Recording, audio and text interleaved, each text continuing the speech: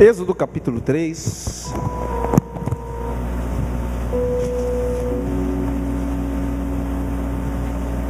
Versículo 4 e 5 diz assim. Amém? Êxodo. Tinha uma pessoa que falava assim, Exodo. Exodo era primo de Levítico. Então, sempre quando eu leio o Êxodo eu lembro dele. Diz assim.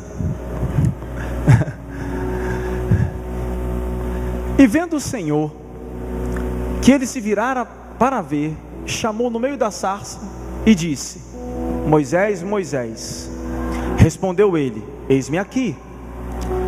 Prosseguiu Deus: Não te chegue para cá, tire as sandálias, o sapato dos seus pés, porque o lugar em que tu estás é terra santa. Amém? Esse não é o texto áureo, mas só para que a gente possa entender o que nós vamos falar aqui essa noite. Amados, quando Deus fala para Moisés tirar a sandália dos seus pés, ou o sapato dos seus pés, conforme a tradução aí da sua palavra, da sua Bíblia, Ele está falando muito além daquilo que estamos acostumados a pensar, apenas porque aquele lugar era um lugar santo. Ora, se é um lugar santo, o que tem a ver a sandália? O que tem a ver o sapato? O sapato não é santo? Quem te deu seu sapato foi Deus. Quem te deu seu emprego foi Deus. Quem chamou para ser pastor foi Deus, assim como quem chamou você para ser médico, fisioterapeuta, empresário, funcionário público, pedreiro, faxineiro, carpinteiro, o que foi? Foi Deus. Então, não há algo mais santo do que o outro. Quando Deus fala para ele, tira a sandália dos seus pés, porque o lugar onde você está é terra santa, Ele está falando da proteção. Algumas vezes nós andamos protegidos daquilo que Deus quer fazer em nós. O calçado representa uma armadura que impede o meu contato com o novo de Deus. O calçado é aquilo que protege o meu pé. A sandália é aquilo que protege o meu pé e me leva mais longe e me faz caminhar caminhos ou distâncias mais longas. Às vezes nós somos calçados com Deus. Nós chegamos diante de Deus calçados. Nós chegamos diante de Deus com tudo aquilo que nós sabemos e somos impedidos de receber o novo de Deus para a nossa vida. O ser humano ele tem muita dificuldade com o novo. Se há muitos anos atrás você respondesse que o átomo é a menor parte da matéria, você tiraria um 10. Hoje você não tira, porque já descobriram que o átomo é divisível. Já chegaram até o núcleo das subpartículas atômicas, até os bósons e etc. Então, mesmo os conceitos de psicologia, sejam elas behavioristas ou não, estão mudando com o tempo. Hoje muita coisa mudou. Não é que a Bíblia mudou, mas Deus é um Deus de coisas novas, ainda que Ele fale da mesma maneira.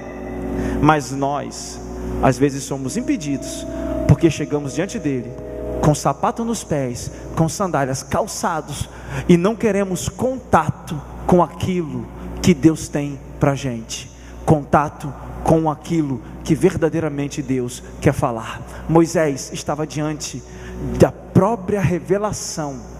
Havia muito tempo as pessoas que os profetas não se levantavam para ouvir Deus. Havia muito tempo o povo estava 400 anos cativo, quase 430 anos cativo no Egito. Então era tudo muito novo para Moisés. Quando Jesus diz assim: aquele que não come da minha carne e bebe do meu sangue não tem parte comigo, todo mundo saiu correndo. Isso era um discurso antropofágico, canibalístico. Como é que eu vou comer da carne desse homem e beber da carne, e beber do sangue desse homem? Eu não quero saber disso não. E os discípulos foram saindo um a um, saíram correndo, não queriam. Era novo para eles esse discurso. Essa era talvez a reação que Moisés iria ter. Então o que eu quero dizer é que nós estamos acostumados com uma imagem de um Deus severo, um Deus que estás no seu trono com um raio na mão, assim, tipo um deus da mitologia grega, ou com um garfo, dizendo assim: pecou, pum, pum, vem cá, meu escravo. Diga assim para a pessoa que está do seu lado: Deus quer restaurar a presença em você, a presença de pai. Deus é pai e você é filho. E você é filho. Abre em Lucas capítulo 15, do versículo 11. Você vai entender o que eu estou falando.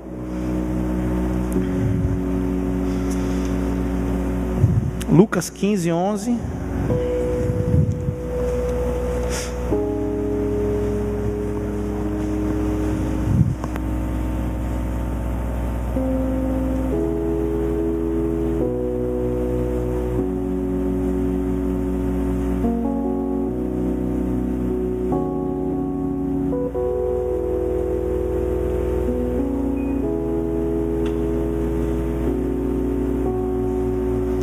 Amém?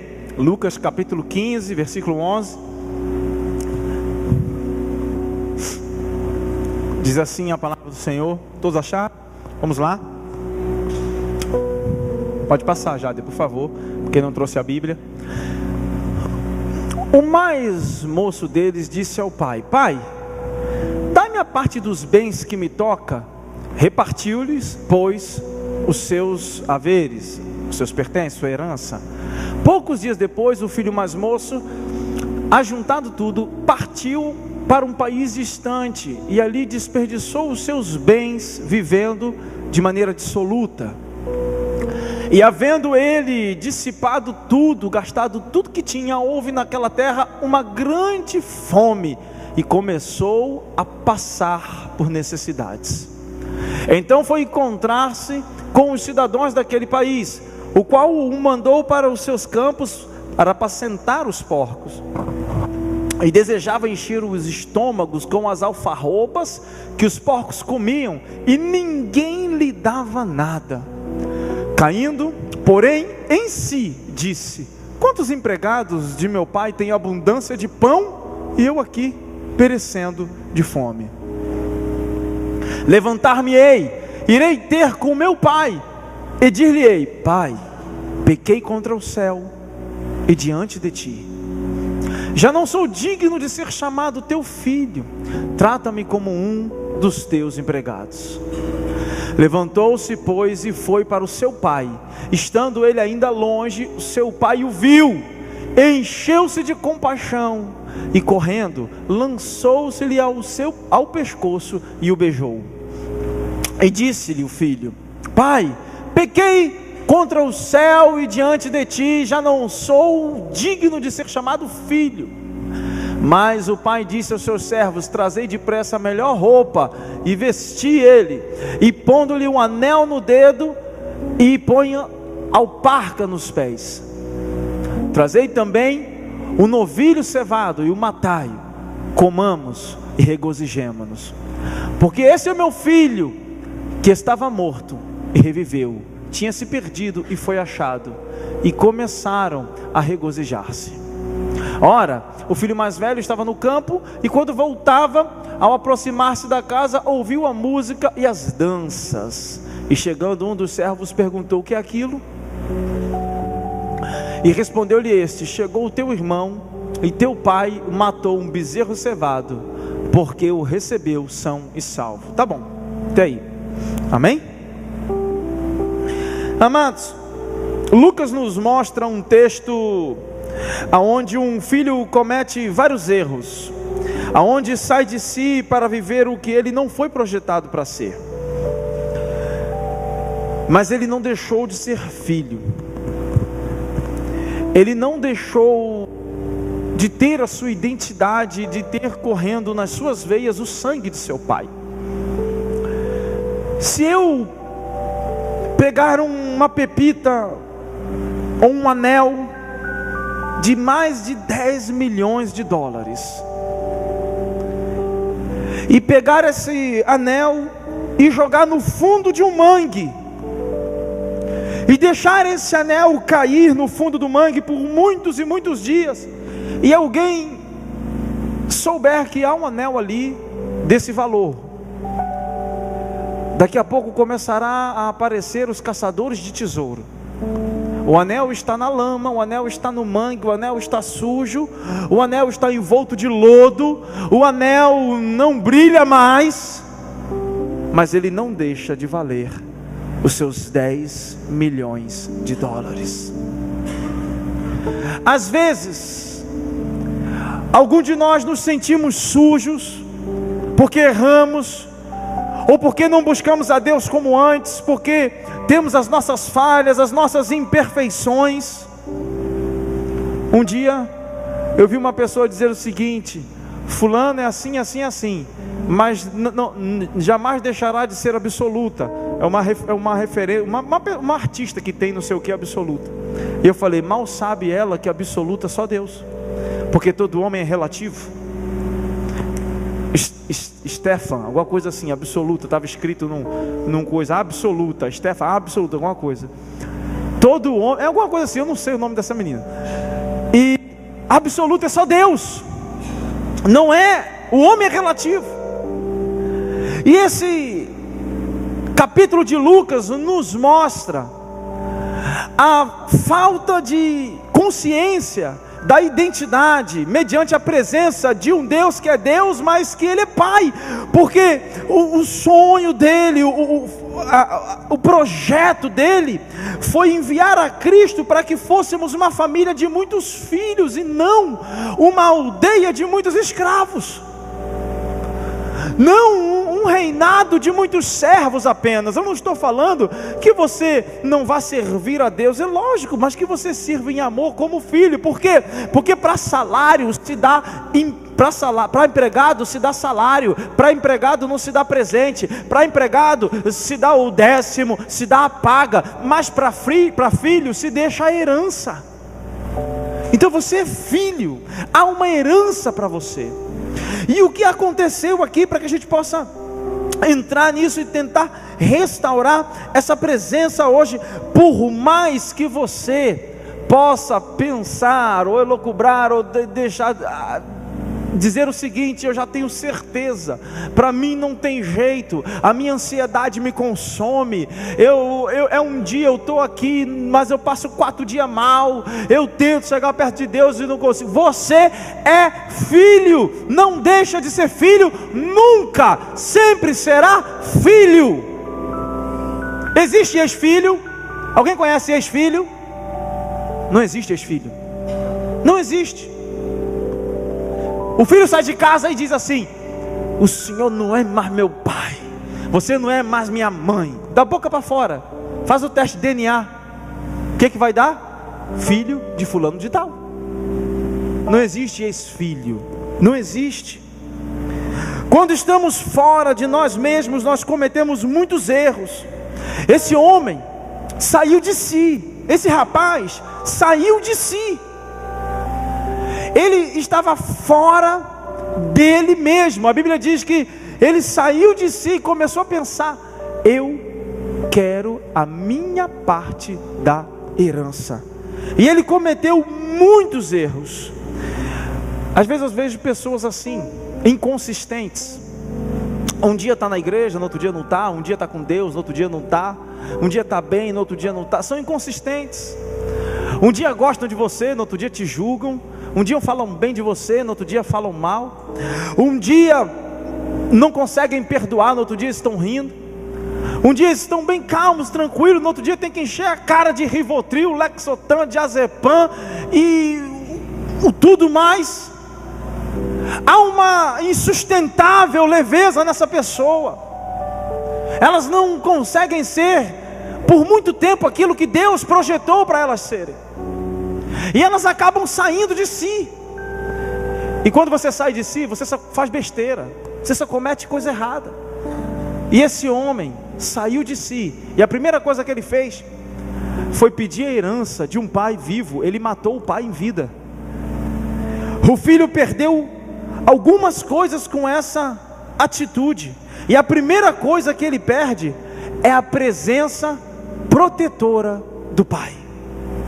Quando nós estamos fora de nós, nós perdemos a presença protetora do Pai. O filho chegou e disse: olha, pai, o senhor não morreu ainda, mas eu preciso matar o senhor. Eu preciso da sua herança. Como é da minha herança? Eu preciso da sua herança. Eu preciso que o senhor me dê a sua herança, porque eu preciso gastar tudo à revelia. Você pode entender isso? Ele matou um pai em vida, saindo de si. Ele disse: pai, não quero mais papo com o Senhor, eu quero as coisas que você tem. E quantas das vezes nós somos assim? Quantas das vezes nós queremos a herança do pai, mas não temos a mentalidade de filho? O filho ama o pai. Por mais que o filho tenha direito à herança, o filho ama o pai. Diga assim: eu não amo o meu pai. Repita: eu não amo meu pai pelo que ele tem, mas eu amo pelo que ele é. O filho perde a presença. Às vezes a gente chega diante de Deus e pede, conversa com ele, levanta e vai embora. Não desfruta nem um pouco da presença dele, não dá nem um cheiro nele. Você sabia que Deus tem cheiro? Tem. Mas pastor, a Bíblia diz que Deus é espírito. Ei, até o diabo tem cheiro. Até o diabo tem cheiro. Você já viu quando os filhos de Deus vão para a casa do Senhor? Tudo bonitinho, cheiroso. Aí sai daqui cheiroso, né? Já viu? Agora você já viu como as pessoas saem do centro de Umbanda fedendo a charuto? Do candomblé? Cachaça a noite toda. Você já viu, já reparou? Já cruzou no meio do caminho? Ei, Deus, Ele exala o perfume do lírio dos campos e da rosa de Sarão. Da rosa de Sarão. Entra numa livraria evangélica. Agora entra numa casa de candomblé. É incenso misturado com o cheiro da vela, misturado com isso, misturado com alguma coisa que estão fazendo lá nos fundos. Pastor, o senhor já entrou? Já. O senhor já entrou? Já. A gente já entrou em cada canto para pregar, para expulsar demônio, para fazer. Eu me lembro uma vez que eu era novo convertido e eu precisava comprar um couro para um tambor, para uma timba da igreja. Eu falei assim: meu Deus, não tinha lugar nenhum e só tinha que ser um couro de bode, só tinha na casa de Umbanda. Eu falei assim: eu tenho que comprar esse negócio agora. E agora? Aí quando você junta dois loucos, aí eu falo assim: olha, você vai que eu intercedo. Aí eu fico marchando aqui e você... Então eu vou. E você entra e... Tem aí couro de bode em nome de Jesus? Ai, quando a gente é novo, a gente faz cada uma, meu Deus. Mas, vamos lá. O filho perdeu essa presença protetora do pai. Nós precisamos entender que a presença de Deus, meu irmão, é protetora. A presença de Deus vale muito. A segunda coisa que ele perdeu foi o senso de direção.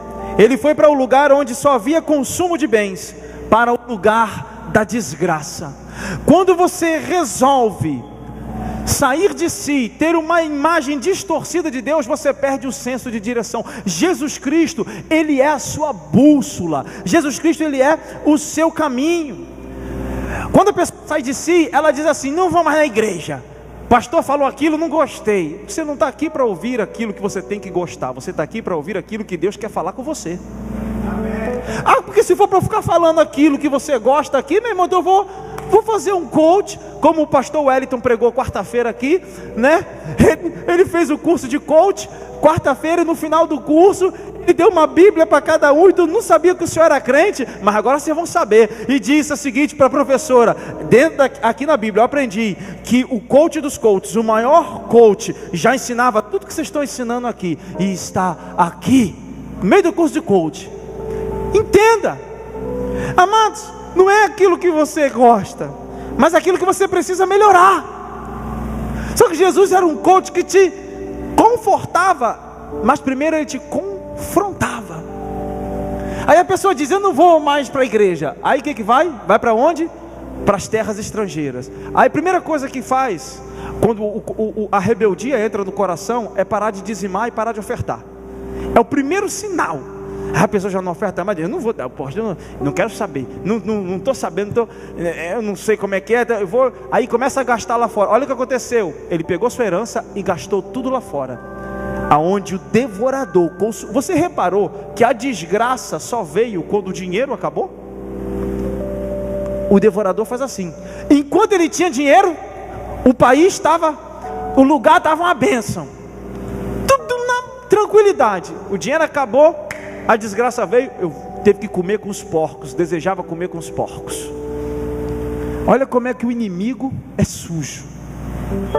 Amados, quando perdemos Jesus, perdemos toda a direção, pois Ele nos direciona a respeito do caminho, da verdade e da vida. Não existe outra coisa, meu irmão. É o caminho, a verdade e a vida. Jesus não é um caminho, Jesus não é uma verdade, Jesus não é uma vida, Ele é o caminho, a verdade, a vida. Ele é absoluto, Ele não é um artigo indefinido, relativo, Ele é absoluto. Entenda isso. Não tem, dizem Hebreus, é dado ao homem morrer uma vez só, depois disso o juízo. Morreu, está com Deus. Não existe outro caminho. Não existe você, eu vou fazer algo aqui porque eu posso ser salvo. Não, você não faz nada para ser salvo. Foi Ele quem já fez primeiro por você. Ele morreu na cruz para você ser salvo. Você não faz nada, quem fez foi Jesus. Sois salvo pela graça mediante a fé, porque isso não vem de vós, é dom de Deus. É dom de Deus. Vou correr aqui para que a gente possa entrar na restauração. Eu só estou apontando aqui quando nós perdemos a direção e saímos de nós mesmos. O que acontece? 3. Ele perdeu a consciência de quem realmente era. Só havia nele a consciência do que ele tinha. Amados, isso é tão forte que ele só voltou quando acabou tudo. Por que você está aqui? Para ser salvo? Você está na igreja para sentir um arrepio?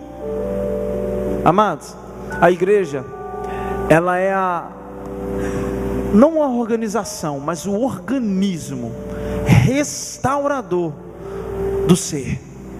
Existem dois papéis para você aqui importantíssimos. Para fora, evangelização. Para dentro, edificação. Ou seja, aqui você edifica a sua fé. Lá fora, você dá resposta àquilo que você ouviu aqui. Diga assim comigo: para fora, faz assim com o braço para fora, evangelização. Para dentro, edificação. De novo, para fora, evangelização. Para dentro. Agora bem forte, já isso no ensaio foi bom. Só daqui para lá. Só daqui para lá. Vai lá. Para fora, evangelização. Para dentro. Vocês vão perder para eles? Vamos lá. Só daqui para lá. Para fora, evangelização. Para dentro. Aqui ganhou. Todo mundo, vamos lá. Para fora, evangelização. Para dentro, edificação. É isso. Ontem nós saímos aqui na rua, começou a dar 7h20, o povo não aparecia, apareceu uns gatos pingados e tal. Eu falei assim: Ítalo, Rafael, mas quem que estava? 2 Rafaéis, Camila, Bruno. Não, o Hugo estava ajeitando, o Hugo tocou baixo ontem, a banda do Hugo tocou. E aí a gente pegou assim: rapaz, vamos descer essa rua aí, vamos varrer essa rua, entrar nas casas. Meu irmão, a gente saiu entrando de casa em casa, daqui a pouco estava gente na rede orando, tinha pessoa que estava com derrame, e estava orando, o outro estava orando por outro que chegou bêbado, e aí o outro já estava lá no final da rua, e a gente já estava entrando na casa da mulher que estava lavando a garagem. No final das contas, das pessoas que a gente chamou, 1/3 veio, e dali saiu o fruto. Pessoas aceitaram a Jesus. Se a gente tivesse ficado esperando, não, pode ser que pinte alguém, vamos orar. Afinal, é orar e agir. Orar e agir.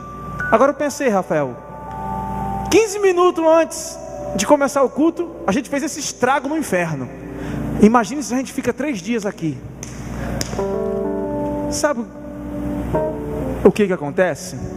É que os frutos estão lá fora, madurinho, pronto para cair e ser colhido, mas os trabalhadores ainda são poucos. Por isso que Jesus diz: ei, não rogue pelos frutos, o campo já está branco, peça ao Senhor da seara que mande ceifeiros. Nós não precisamos orar pelos frutos, nós precisamos orar por trabalhadores. Tem muita gente preguiçosa ainda no reino de Deus. Amém? Glória a Deus. Aleluias. 3.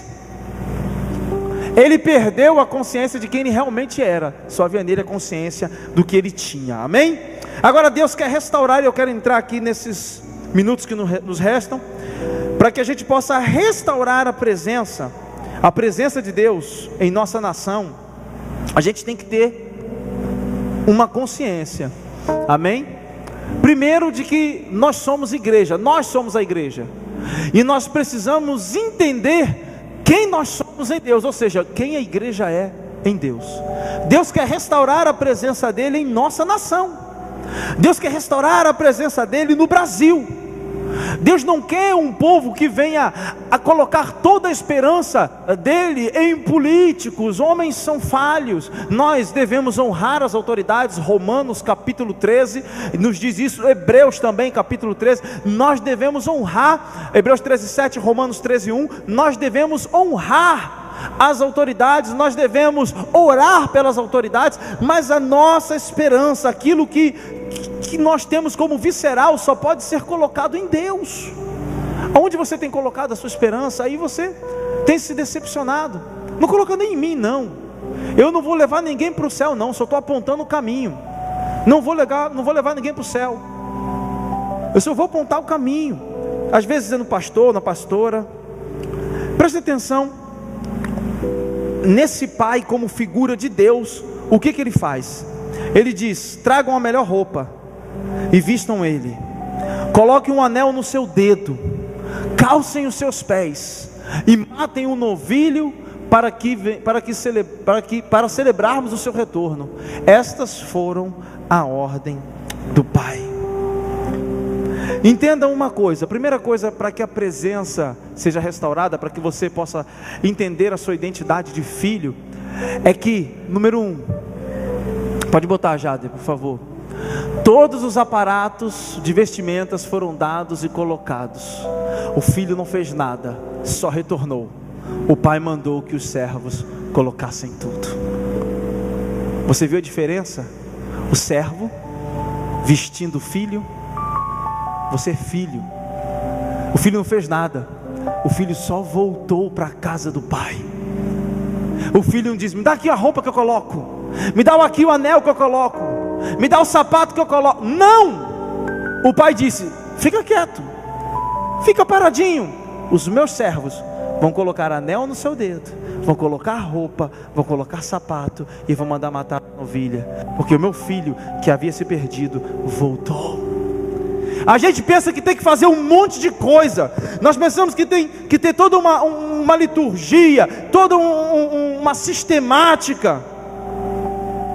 Ele deu um passo na direção do Pai.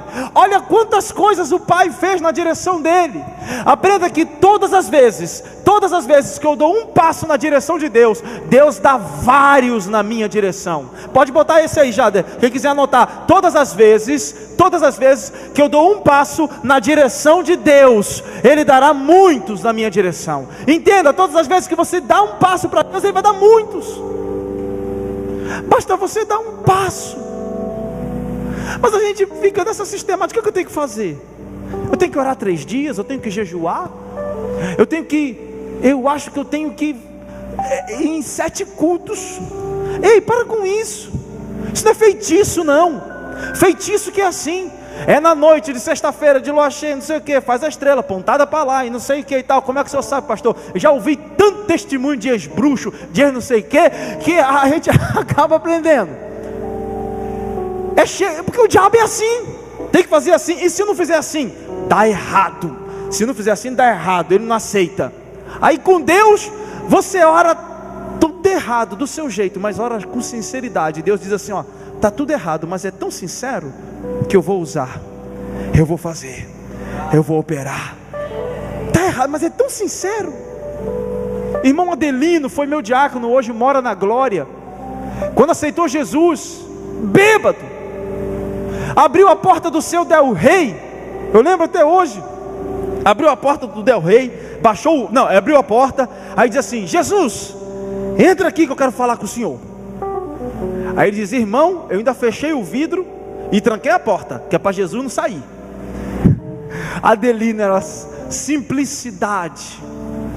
E ele disse, olha, a minha mulher diz que o senhor é bom, os meus filhos dizem que o senhor é bom, ela agora só vive na igreja, ela vai para a igreja, não sei o que e tal, e só andam rindo lá em casa. Eu quero saber um negócio, se o senhor for bom, eu quero o senhor na minha vida, o senhor vai ser o meu senhor, mas o senhor vai me libertar dessa cachaça que só dá briga com a minha mulher em casa. Daquele dia em diante ele não bebeu mais. Ele foi meu diácono na igreja, depois foi presbítero, e alguns anos depois, 10 anos depois, veio a falecer. Amados, numa simplicidade. Aí você me pergunta, está certa essa oração que ele fez? Hermeneuticamente não, teologicamente não, mas divinamente sim. Divinamente sim, porque ele orou com o coração, ele orou com sinceridade. Por isso que eu sempre digo, ore, ainda que de maneira equivocada, mas ore o seu equívoco com sinceridade. Com certeza Deus vai aceitar. Deus vai aceitar. Esse rapaz recebeu tudo. O pai quer te dar tudo, só deu um passo na direção dele. Ele já conhecia Deus. Ele já conhecia, no caso aqui, a figura de Deus, o Pai. Ele já estava na casa do Pai, ele já se relacionava com o Pai, ele foi criado lá, ele tinha irmãos, ele sabia tudo que tinha na casa do Pai, mas resolveu sair. E mesmo saindo, ele conhecia o Pai, porque ele resolveu voltar para o lugar onde era o seu porto seguro. Mas pastor, eu não estou fora dos caminhos de Deus. Não como Deus quer que você esteja. Não é do jeito que você quer, meu amor. Não é do jeito que você quer, não. É do jeito que Deus quer. Preste atenção. Às vezes eu estou pensando que estou dentro da vontade de Deus. Sabe como é que eu estou?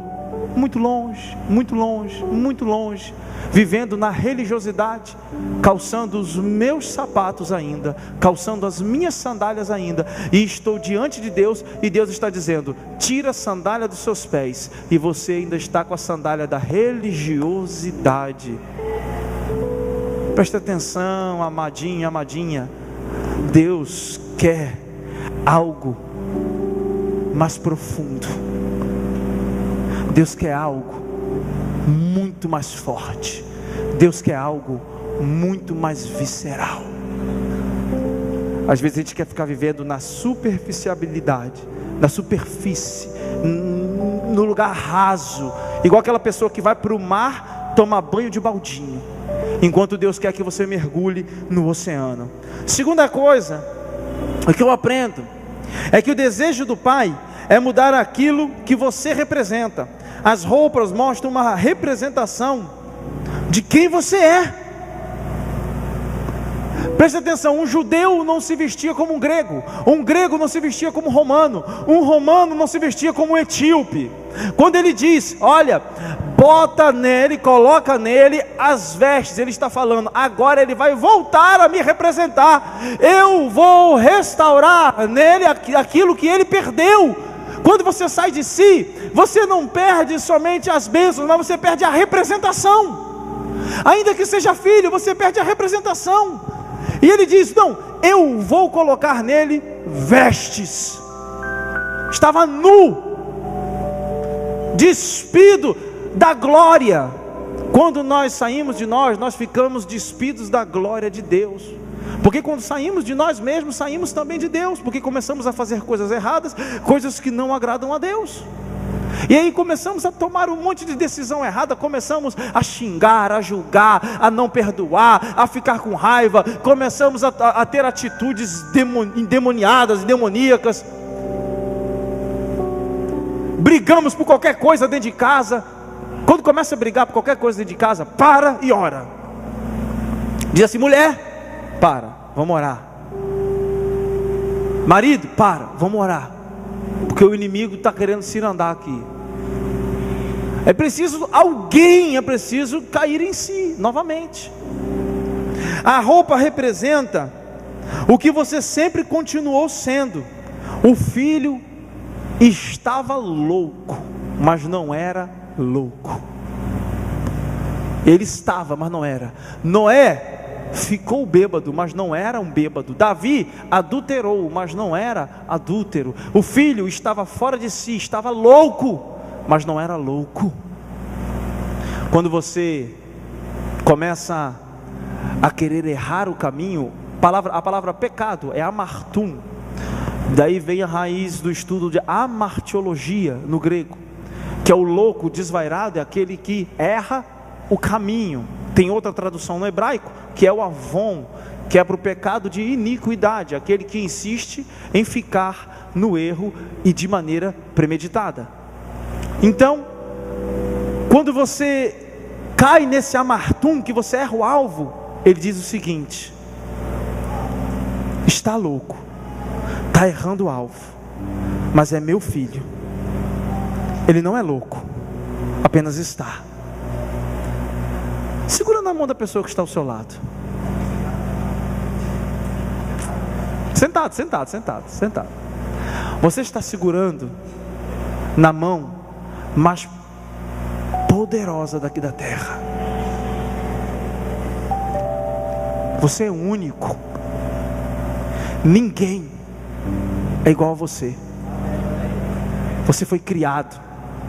Deus te criou e jogou a forma fora. Você é único. Quando alguém falar que você é isso, é aquilo, tem na sua mente: ele não sabe nada ao meu respeito. Sabe por quê? Quem te fabricou não é a pessoa que está falando. Quem te fabricou é Deus. Entendam uma coisa: quando uma pessoa, o Jader e Vevé são técnicos em telefonia celular, não são? Segure, continua segurando. Tá bom. Bem, ninguém vai se apaixonar não, pode segurar. Preste atenção. Vocês são técnicos de telefonia celular, né? Fera, trabalharam para a LG lá em Roraima, ou Samsung, não foi o negócio dele? Pronto. Se eu falar assim: Jader, constrói um Samsung para mim, um J7, constrói. Ele abre, ele conserta, mas ele não constrói, porque ele tem que fabricar as peças. Ele não é o fabricante, ele é o técnico, ele é o vendedor. Ei, vou falar uma coisa, não choca não.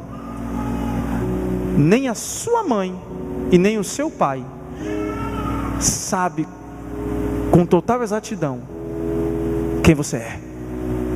Sabe por quê? O seu pai e a sua mãe, o seu pai só cooperou, a sua mãe emprestou a barriga para gerar, mas quem fabricou foi Deus. Preste atenção. O pai e a mãe podem aconselhar um filho, e eles geralmente querem o melhor para o filho, e os filhos sigam, honram seus pais, e honrem seu pai e sua mãe. Mas preste atenção, a opinião final, quem tem é Deus, porque Ele foi quem te fabricou. Foi Deus quem te fabricou. Ele tem um manual. Entenda que você tem um valor inestimável de filho, e se Ele diz que você vai alcançar aquilo que Ele tem para você, se prepara, é porque você vai alcançar. E com Deus, saiba que impossível não é um fato, é apenas uma opinião. Você pode aplaudir o Senhor. Aleluias. Correndo. Nos dias de Cristo, o anel representava 3 coisas. A primeira coisa que representava era a identificação familiar. Ou seja, se somos a família de Cristo, Ele coloca o anel no nosso dedo. Ele deu um anel para o filho. Ele diz: eu estou restaurando você na família. O anel representava a autoridade para representar o pai. Se você tem um anel de Deus, se dele colocou o anel no dedo do seu filho, é autoridade para expulsar demônios, para curar enfermos, para falar em nome de Jesus. Irmãos, preste atenção, quando você aceita Jesus, Deus te dá, Ele mesmo diz: eis que vos darei poder do alto. Ele te dá esse poder. Então o anel representa isso. A terceira coisa, o anel representa acesso para empreender, consumir, investir, porque tudo que era do pai, era do filho também. Tudo que era do pai, era do filho também. É por isso que quando você casa com a sua esposa, você recebe, você dá um anel. Tudo que é seu, é dela. Ela pode consumir, ela pode investir, ela pode empreender, e ela pega o seu cartão de crédito, ela pega o seu talão de cheque, e ela vai para o shopping, porque tudo que é seu é dela, e não reclame. Me perdoe, homens, mas é assim. É assim. Agora, tudo que é do pai é meu. Então eu não preciso ficar mendigando para Deus algo que Ele já me deu. Já me deu. Já está comigo. Eu sou filho. Às vezes a gente fica pedindo alguma coisa para Deus, que Deus está dizendo o seguinte: eu já dei, está aí, você é filho. Restaurando a presença. A quarta coisa, penúltimo, calçar os pés. Ele mandou calçar os pés do filho, dizendo o seguinte: coloca uma sandália no pé dele, um sapato no pé dele. Representa restaurar os caminhos, é esquecer os caminhos antigos e estar pronto para viver o novo que o pai tem para o filho.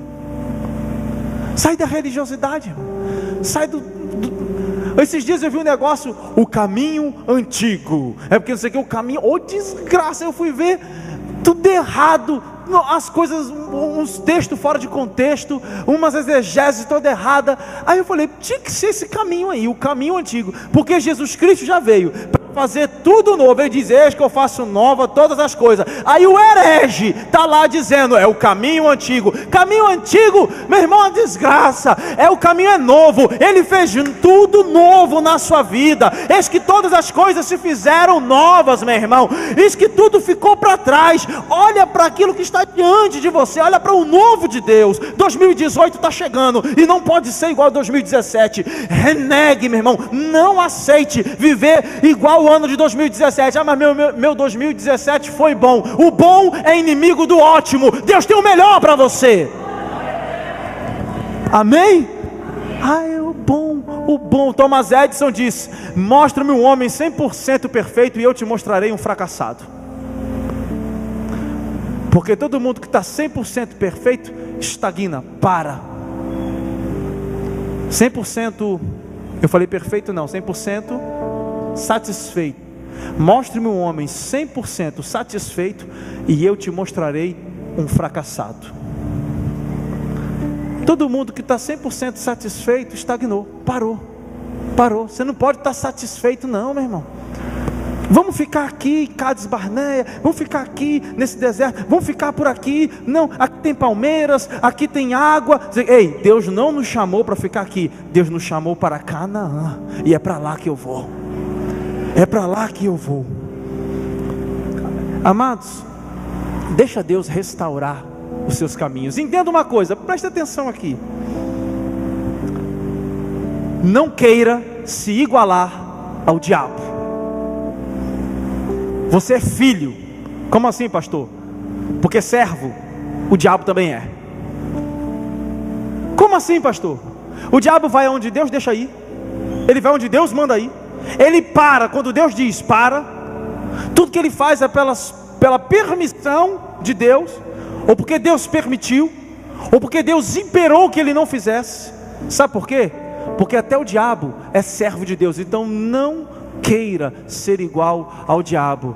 Meu irmão, entenda uma coisa: o diabo só tem um caminho, o caminho de servo, e servo não tem nenhum direito. Sabe qual é a diferença? É que você tem direito, você é filho de Deus. Restaure a presença. O diabo é servo e não tem. O único direito que o diabo tem é o direito de ir para o inferno no fim de seus dias, para o lago que queima de fogo e enxofre. Mas você não, você vai para o reino de Deus e habitará em glória, porque você é filho, você é filho. Jesus Cristo diz: não vos chamo mais de servo, porque o servo não sabe o que faz o seu Senhor, mas vos chamo de amigo, porque um amigo tudo é revelado, e em Cristo Jesus nós fomos feitos filhos de Deus.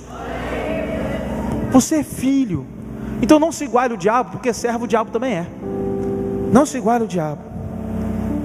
E o último, o novilho representa que toda festa só é festa se Jesus estiver lá. Festa só é festa porque Jesus morreu por nós. Ele morreu para a nossa reconciliação. O que tem a ver, pastor? Houve sacrifício quando o filho voltou. Houve sacrifício para que nós fôssemos feitos filhos de Deus. Sempre haverá. Jesus Cristo é o Cordeiro de Deus que tira o pecado do mundo. Houve festa, houve novilho morto. Por isso que a palavra do Senhor diz que há festa no céu por um pecador que se arrepende. E quando o pecador se arrepende, ele se arrepende porque reconhece o sacrifício do Cordeiro de Deus que tira o pecado do mundo. 2 Coríntios diz o seguinte, 2 Coríntios 5: tudo isso provém de Deus, que nos reconciliou consigo mesmo por meio de Cristo e nos deu o ministério da reconciliação. Ou seja, que Deus em Cristo estava reconciliando consigo o mundo, não lançando em conta os pecados dos homens, e nos confiou a mensagem da reconciliação.